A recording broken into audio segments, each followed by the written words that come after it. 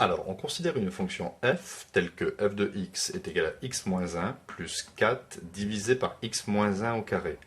Donc ici, la valeur interdite, c'est x égale 1. Donc le domaine, c'est l'ensemble des valeurs de x moins la valeur 1. On dit aussi que c'est r moins 1.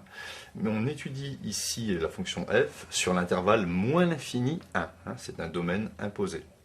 Et il faut montrer que la droite delta d'équation y égale x moins 1 est asymptote oblique à la courbe CF en moins l'infini. Alors, correction, je calcule dans un premier temps l'écart qui existe entre la fonction f et delta, c'est-à-dire f de x moins delta de x. Donc f de x, je recopie, ça fait x moins 1 plus 4 divisé par x moins 1 carré, moins, et je mets des parenthèses, delta de x, l'équation de la droite, c'est x moins 1. Et je vois tout de suite qu'il y a une simplification possible, x moins 1 moins x moins 1.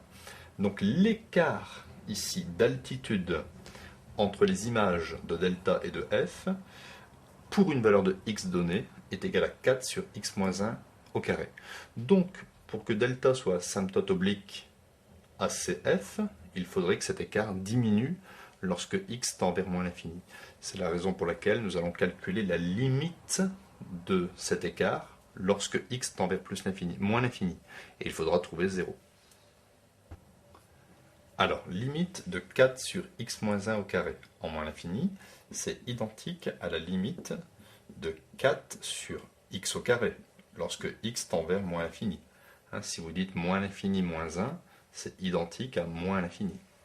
Donc, moins l'infini au carré, ça fait plus l'infini. 4 divisé par plus l'infini, ça vous donne du 0 plus. Alors, 0 plus, ou ici, simplement 0. Donc en conclusion, limite de f de x moins delta de x.